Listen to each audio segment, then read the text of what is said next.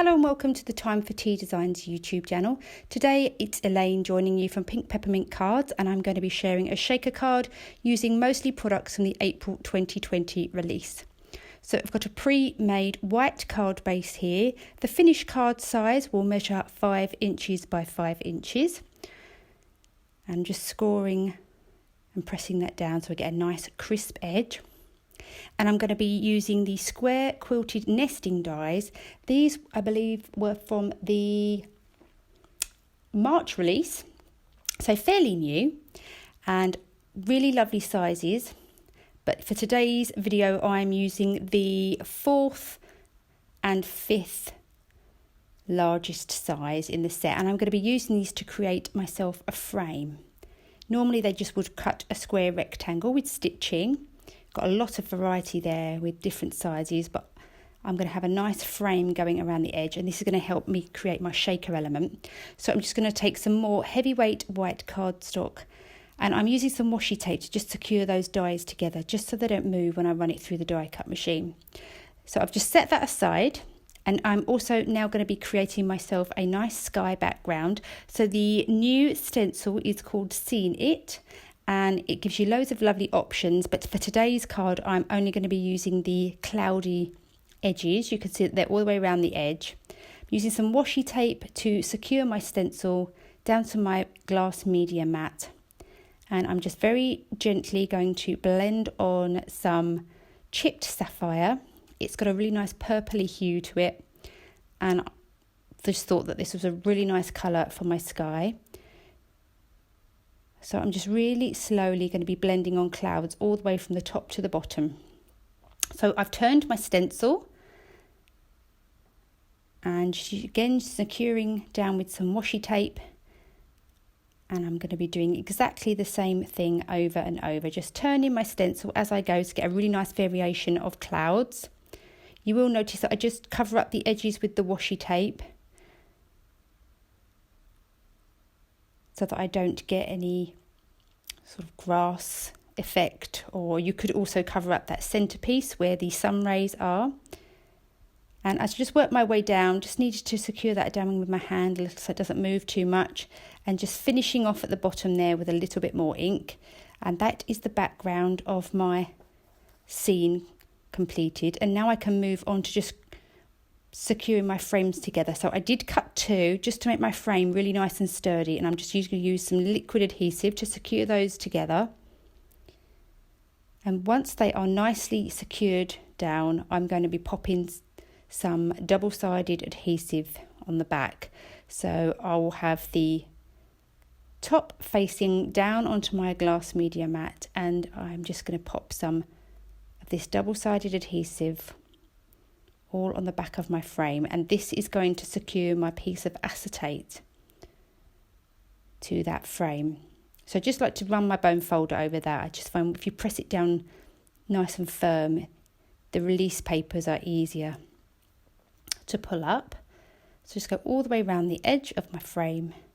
I've already pre-cut some acetate to size, so I'm just going to lay that on top of that adhesive, smoothing it down nicely. And I didn't get it completely lined up perfectly, but I'm just going to trim that edge off. And I hadn't got any foam tape to the size of my frame, so I just have some foam tape here stuck to some, I think it was label paper, and then I just use my craft knife just to cut myself some strips of foam tape that are just the right width. So just need to make sure that I go all the way around, making sure there's no gaps. We don't want any of our lovely sequins to be falling out. So I just go all the way around the edge, just trimming things off with my knife. And so that my sequins don't stick to the edges, I'm just running my embossing buddy around the edge of that foam tape just to remove any stickiness. I also pop a little bit all over my panel, which has now dried. And I can start adding in my nice sparkles. So I've got some clear sequins here, I've got some glitter, some chunky glitter, and some pretty purple stars. Now I can just go around the edge of my frame, just removing all of that foam tape release paper, and then I can very carefully line up my frame onto my panel And once I'm happy with how it looks, I want to get that nice and even as if I can press everything down firmly to make sure that my sequins aren't going to fall out. And give it a little shake. And that is the first part of my shaker element done. Make sure they all move around nicely. And I can just set that aside while I grab my card panel and I can secure that down.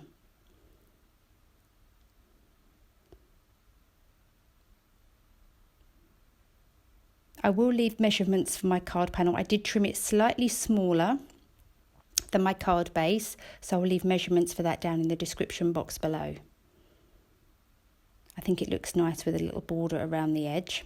So I can set that aside while I work on my elements. So this is Unicorn in Training. This is new for April, and it's such an amazing set. It's got so many lovely elements in it. Absolutely adorable. I've got some Copic friendly cardstock in my Misty, and I'm using my Memento Tuxedo Black ink. I do stamp out my stamps a couple of times, especially because they're new. So once I've done that a couple of times, this then start colouring in with my Copic markers. So I've chosen these colours based on those lovely pretty purpley stars that are in my shaker mix. The colours I've used are listed on the screen, and they'll also be in the description box below and on the coordinating blog post, which will be linked below.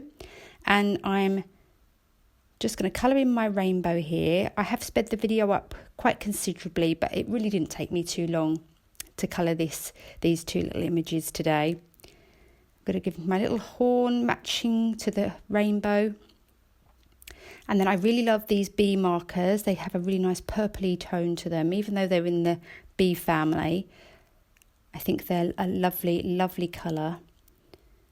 I'm going to colour in the mane and his tail. Can be quite difficult to blend that B60 and B63, so do have to work at that a little bit, but if you slow and take your time, it will blend eventually. And I'm just going to use some C markers to make my white unicorn just have some shading, so it looks nice and round and plump. Just using my 0 marker to correct any mistakes. A little bit of shading for the cloud, and then I just go in around the edge of my unicorn with my C marker just to help things pop. And these are the coordinating dies to the set, so just going to secure these down with some washi tape, and then I can run those through my die cut machine.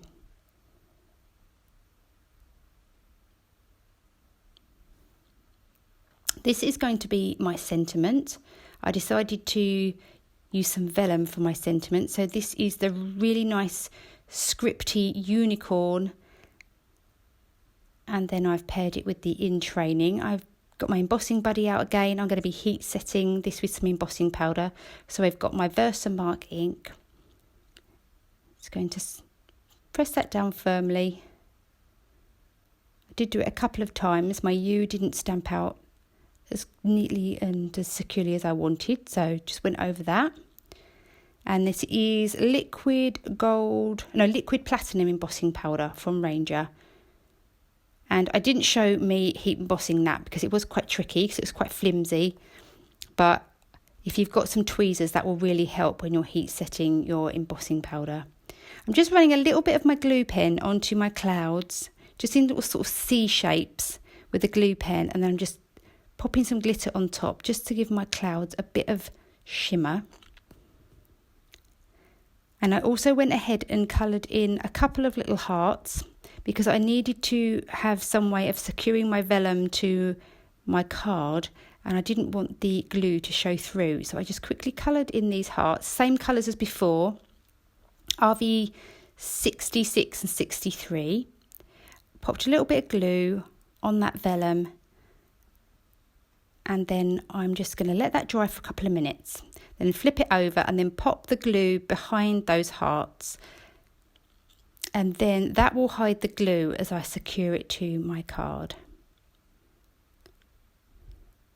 I'm just using my tweezers there and my fingers just to press down Make sure everything's secure and lined up nicely. That is the beauty of using liquid adhesive. There's a little bit of wiggle room.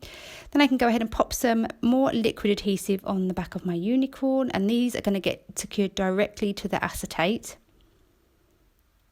So I've laid out my images to make sure that I'm got enough room for everything and I'm happy with where they're placed.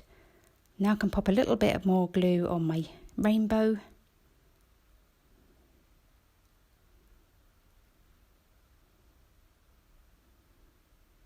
Just press that down, and then I've got my Spectrum Noir clear sparkle pen.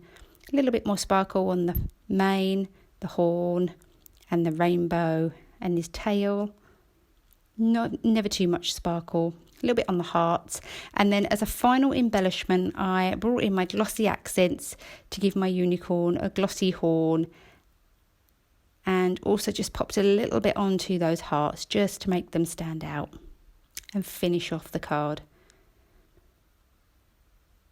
Did bring in my glaze pen just for the smaller elements on the card, and that is the card for my tutorial complete. I really hope you liked it. I hope you enjoyed all of the new products that have released in April. You can find links to the products in the description box below, and we'll see you next time. Thanks for watching. Bye.